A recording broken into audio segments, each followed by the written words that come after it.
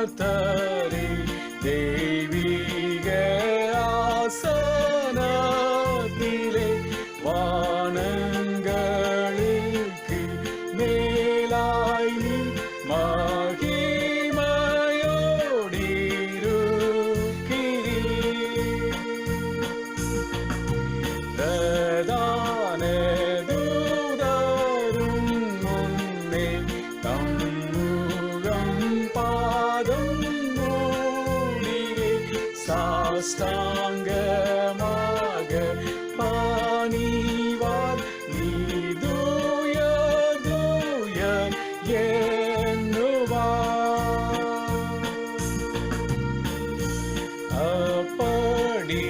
அப்படியானால் தூசியும் சாம்பலுமான நாங்களும் எவ்வாறு உம்மை ஆண்டுவோம்? எவ்விதமாய் ஆராதிப்போம்? நீரோ உயர்ந்த வானத்தில், நாங்களோ தாழ்ந்த பூமியிலே இருப்பதால் வணங்குவோம். மாபயத்தோடு சேருவோம்.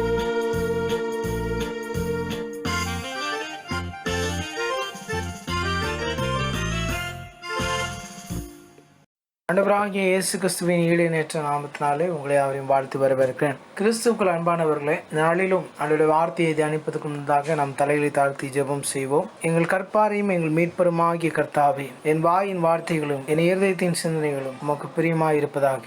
ஆமென். இந்த நாளிலும் வட இந்திய திருச்சபை மாமன்றம் நமக்கு கொடுத்த தலைப்பானது இன்றைய கிறிஸ்துவ சாட்சிகள். கிறிஸ்துவ சாட்சிகள் என்று சொல்லும்போது இன்னைக்குள்ள டுடேஸ் கிறிஸ்டியன் விட்னஸ் எப்படி இருக்கிறோம்?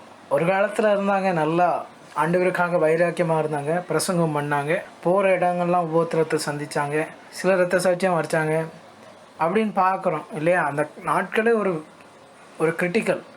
ஆனால் இன்றைக்கி சாட்சிகள் நம்ம இப்போ 21ஆம் நூற்றாண்டில் வீட்டில் நமக்கு பைபிள் இருக்குது, ஜெபிக்கிறதுக்கு நேரம் இருக்குது. அன்னைக்கு அப்படிப்பட்ட உபத்திரமான நேரத்துலையும் கூட இன்றைக்கி கூட கொஞ்சம் ஃப்ரீடம் இருக்குது ஓரளவு கிறிஸ்தவர்களுக்கு. அன்றைக்கி அவ்வளோ கூட இல்லை.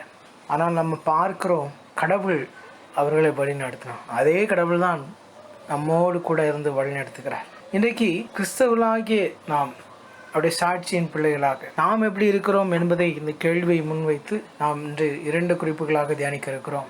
முதலாவது, ஆண்டவருடைய நற்செய்தி பகிர்வது. நற்செய்தி, குட் நியூஸ் என்பது இந்த உலகத்தில் இயேசு கிறிஸ்து நமக்காக பிறந்தார். கடவுள் தம்முடைய ஒரே பேரான குமாரனை இந்த உலகத்தில் அனுப்பினார். 3 முக்கியமான பாயிண்ட்ஸ். கடவுள் நமக்காக வந்தார், நமக்காக மரித்தார், நமக்காக மீண்டும் வரார். அவே he came for us, he died for us, he will come again for us. இந்த 3 முக்கியமான குறிப்புகளை நாம் என்றும் மறக்கக்கூடாது. இதுதான் அந்த முதன்மையான நற்செய்தி. இப்போ இயேசு கிறிஸ்து நான் சொன்ன மாதிரி எப்போ அவருடைய வருகை என்பது வரப்போகிறதோ இந்த சாட்சிகள் எல்லாரும் ஆயத்தமாக இருக்க வேண்டும். இந்த ஆயத்தத்தோடு நாம் இந்த கிருபை நாட்களில் ஆண்டவருடைய வார்த்தையை பிறருக்கு சொல்ல வேண்டும். 100 ஆடுகளில் ஆண்டவர் சொல்கிறார் அழகா, 100 ஆடுகளில் ஒரு ஆடு காணாமல் போனாலும் அதை தேடி அலைகிற ஆண்டவராக இருக்கிறார். அப்போ லவ் ஆஃப் காட், ஆண்டவருடைய அன்பு, அது ஒரு ஆடை தேடி அலைகிறது போல ஆண்டவர் ஒவ்வொருவர் மீதும் கரிசனை உள்ளவராக, அதே கரிசனை பிறருக்கு நாம் ஆண்டவருடைய வார்த்தைகளை எடுத்து வைக்க வேண்டும். ஆண்டவர் சில ஸ்பெசிஃபிக் பீப்புளை நம்ம முன்பு தேவைப்படுகிற ஜனங்கள் ஆண்டு வார்த்தையை கேட்கணும்னு அநேகர் ஆசைப்பட்டு இருப்பாங்க. அவருடைய வார்த்தையை நம்ம சொல்லணும். அப்போ எடுத்து வைக்கிறதுக்கு நம்ம இடுக்கமான சூழலை தாண்டி நம்ம போகணும். இதுக்கு முக்கியமான எம்பசிஸ் என்னன்னா, ஆண்டோடைய வார்த்தையை சொல்லும்போது அவருடைய வாழ்க்கையில் விடுதலை கிடைக்கும், பாவத்திலிருந்து விடுதலை கிடைக்கும், வாழ்க்கை சந்தோஷமாக மாறுது. அது நம்ம ஒரு கூட்டத்தை சேர்ப்பதற்கு இந்த நற்செய்தி அல்ல, ஆண்டவருடைய அன்பை எடுத்துரைப்பதற்கு இந்த நற்செய்தி. எனக்கு மிகவும் பிடித்த ஒரு இடம் தரங்கம்பாடி. அந்த தரங்கம்பாடியில் அது கடலோர பக்கத்தில் இருக்குது. நிறைய வரலாற்று சார்ந்த ஒரு இடம். நம்ம இன்றைக்கும் போனாலும் அந்த சீகன்பால் அவருடைய கல்லறையை பார்க்கலாம். அங்கே இருக்கிற அவர் தங்கின அந்த இடங்கள், அவர் வாழ்ந்து கொண்ட அந்த இடங்கள் இன்னும் அது நம்ம கண்கு முன்னதாக தெரியும் எப்படி அந்த பாடுகளை ஏற்றுக்கொண்டார்கள்.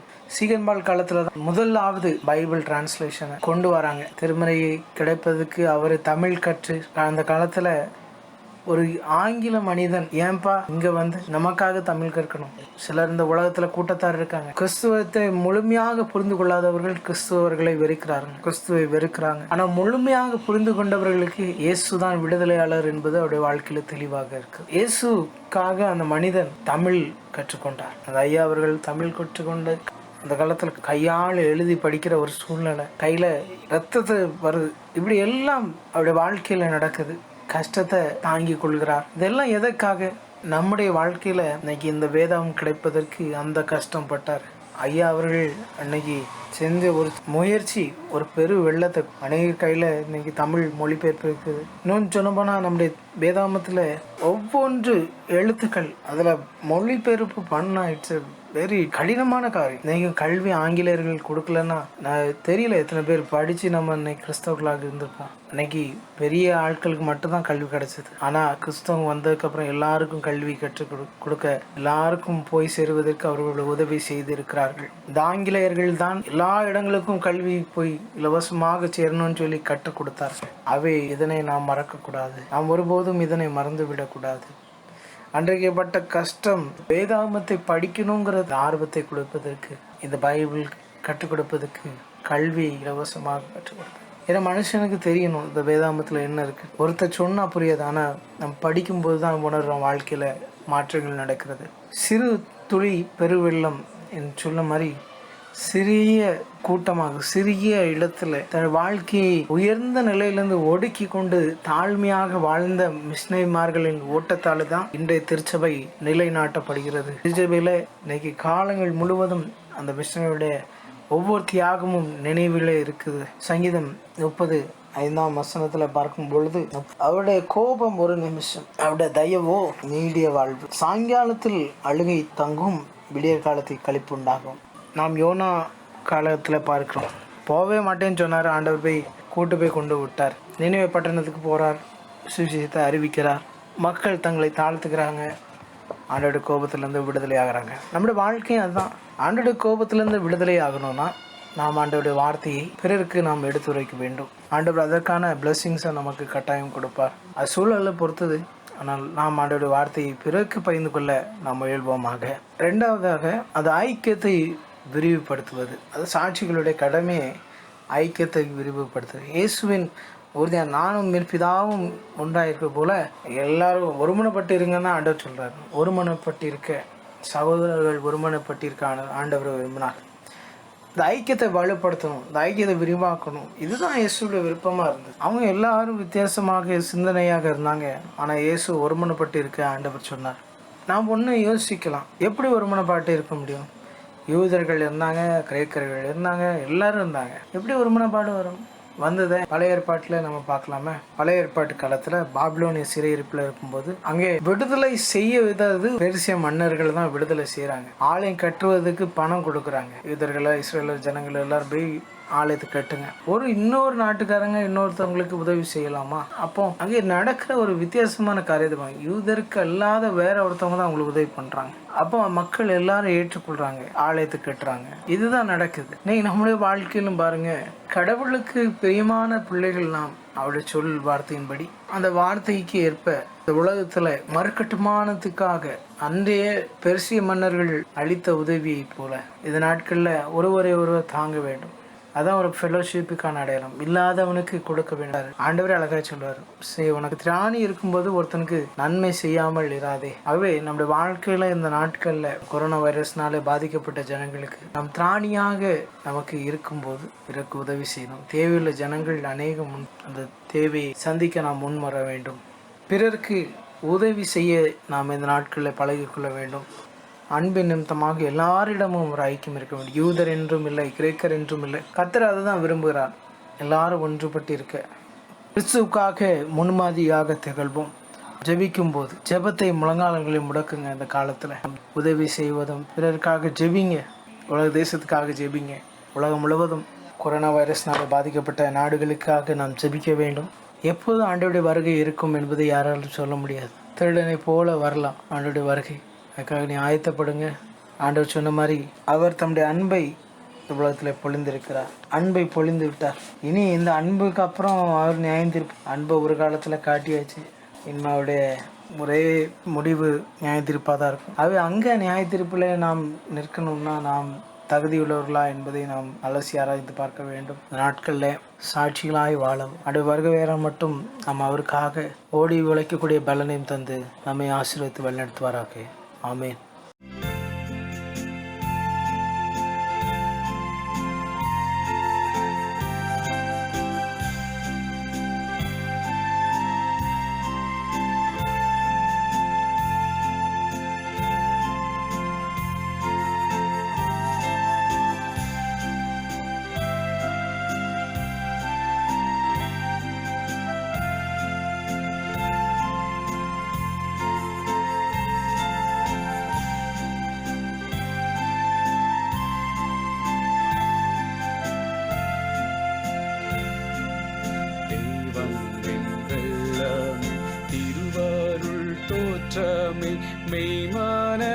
மெய்மானதானந்தமே செய்யரின் செம்பாதம் சேவிக்கையுவேளை ஐயானின் அடிப்பானிந்தே செய்யரின் செம்பாதம் சேவிக்கையுவேளை ஐயானின் அடிப்பானிந்தே மூர்க்க குணம் கோபம் மோகம் சிற்றின்பமும் மேற்கொள்ளும் நாசயகம் தாக்கியான் தடுமாறி தயங்கிடும் வேளையில் தூக்கி தற்காத்தருள்வார் தாக்கியான் தடுமாறி தயங்கிடும் வேளையில் காத்தருள்வார் சொந்தமுனதல்லால் சோரவழி செல்ல எந்தாய் துணிவேனோயா புந்தி கமலமாம் பூமாலை கோத்து நீ பொற்பாதம் பிடித்து கொள்வே புந்தி கமலமாம் பூமாலை கோத்து நீ பொற்பாதம் பிடித்து கொள்வே பாவ சேற்றி பல வேலை பலமின்றி தேவே தவறிடினும் கூவி விழித்துண்டன் மார்போடனை தன்பாய் யாவும் பொறுத்தனாதா கூவி விழித்துண்டன் மார்போடனை தன்பாய் யாவும் பொறுத்தனாதா ஆசை பாசம் பற்று ஆவலாய் நின்றிரு பூசை பிடம் படைப்பே மோசவாளிதாரை முற்றும் அகற்றியை தேசனே நினைத்தோடுவே மோசவாளிதாரை முற்றும் அகற்றியை தேசனே நினைத்தோடுவே மரணமோ ஜீவனோ மறுமையோ பூமியோ மகிமையோ வருங்காலமோ தீர சிருஷ்டியோ உயர்ந்ததோ தாழ்ந்ததோ பிரித்திடுமோ தேவன்பை தீர சிருஷ்டியோ உயர்ந்ததோ தாழ்ந்ததோ பிரித்திடுமோ தேவன்பை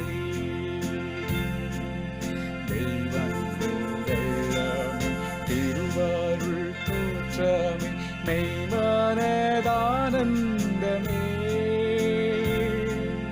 செய்யானின் செம்பாதம் சேவிக்கையுவேளை ஐயானின் அடிப்பானிந்தே செய்யானின் செம்பாதம் சேவிக்கையுவேளை ஐயானின் அடிப்பானிந்தே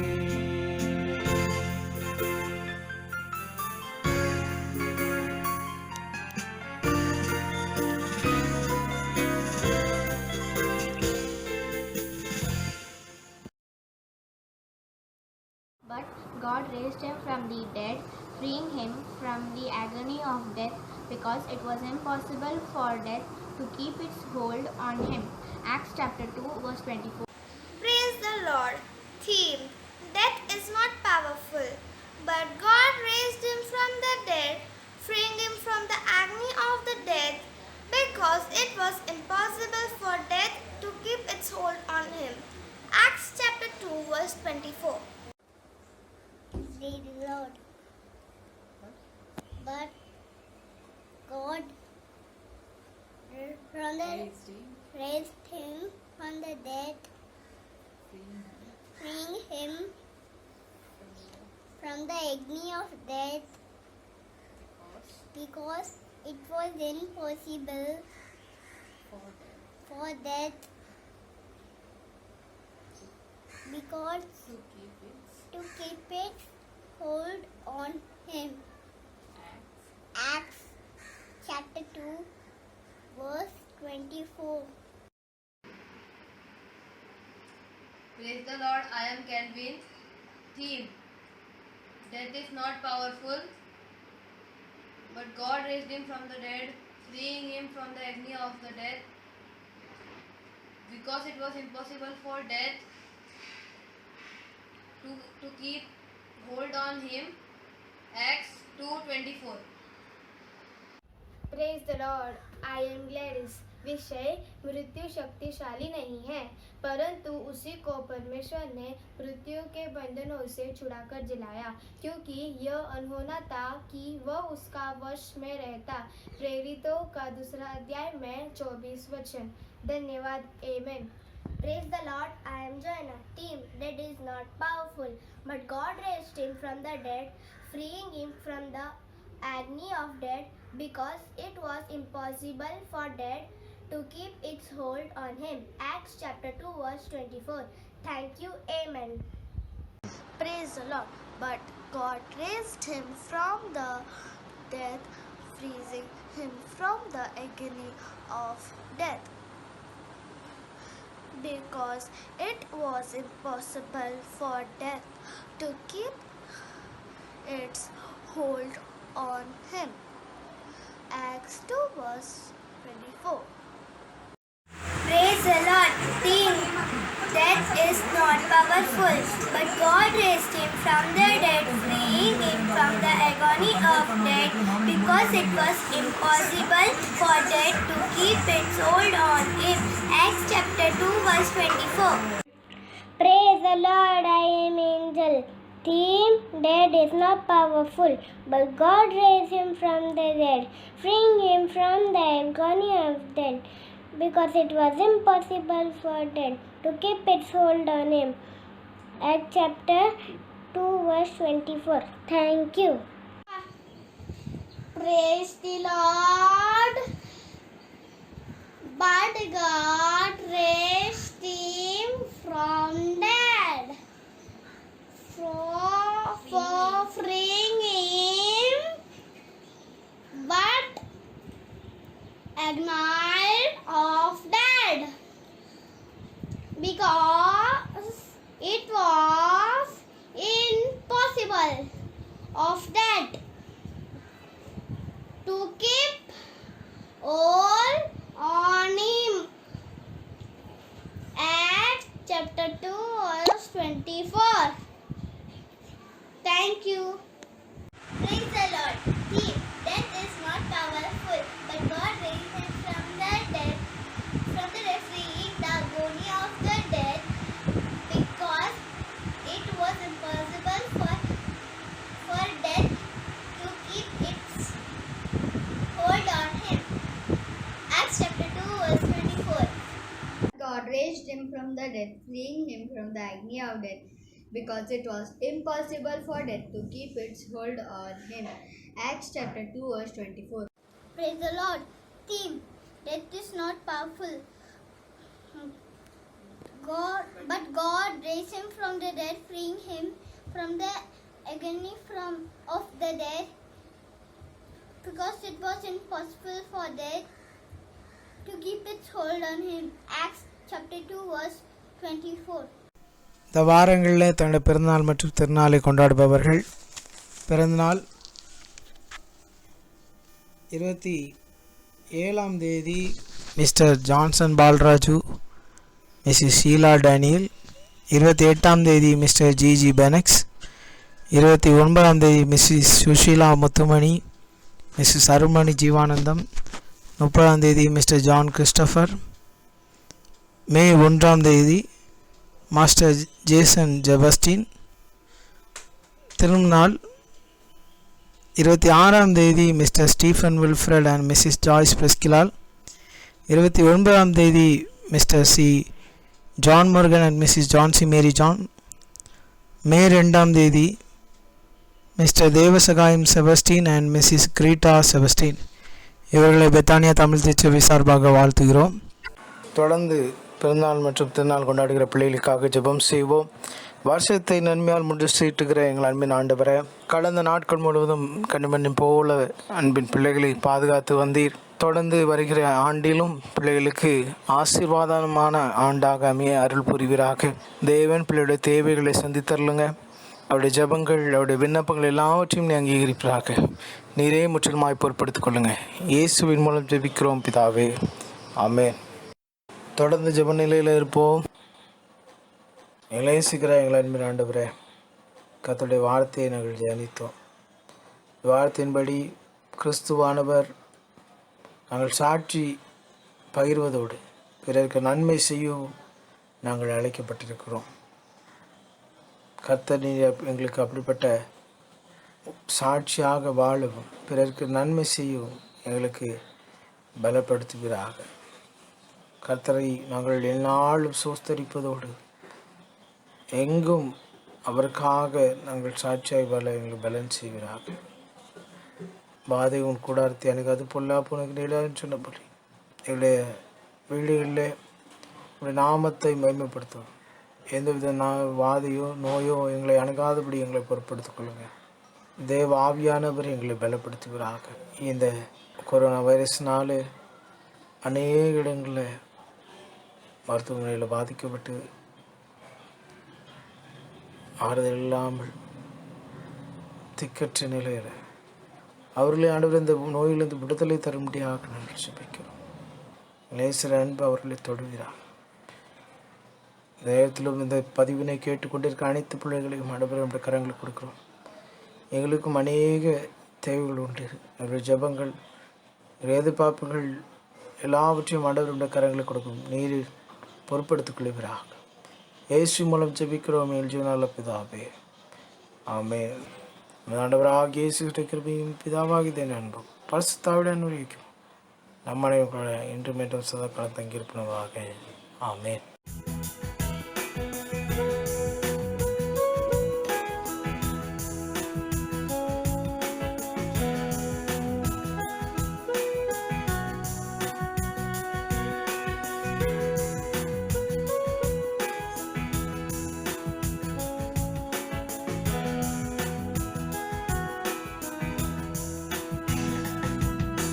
சிலுவை சுமந்தோனாக இயேசு உம்மை பற்றுவேன். ஏழை பரதேசியாக மோட்ச வீடு நாடுவேன். ஊற்றார் மேன்மை ஆஸ்தி கல்வி ஞானம் லோகமானைத்தும் பார்ப்ப குப்பை என்று எண்ணி பேனை முற்றிலும் உமக்காக பாடுபட்டோ கஷ்டப்பட மாட்டானே. உமக்கென்றும் ஜீவன் வீட்டோ சாகா ஜீவன் பெற்றானே. உம்மை வல்லமிப்பரென்று சொல்லி நித்தம் பற்றுவே. கஸ்தி பட்டு சாவை வென்றும் ஆனா கிரீடம் பெறுவே. துஷ்டர் என்னை பகைத்தாலும் நீரே தஞ்சமாகுவே. கஸ்தி என்ன நேரிட்டாலும் நீ மேன்மை தருவி. உமதன்பு என்னை தேற்ற துக்க பயமில்லையே. நாதாவும் பிரசன்னம் நீங்க இன்பமெல்லாம் துன்பமே. நெஞ்சமே உன் மேன்மை என்று வரும் செல்வம் நோக்கி பார். மோட்ச நன்மை தேடிக்கொள்ளு சுதந்திரத்தை கொஞ்ச வேளைக்குள் பறந்து இயேசு வண்டை சேருவார். தெய்வதூதரோடு நின்று என்றென்றைக்கும்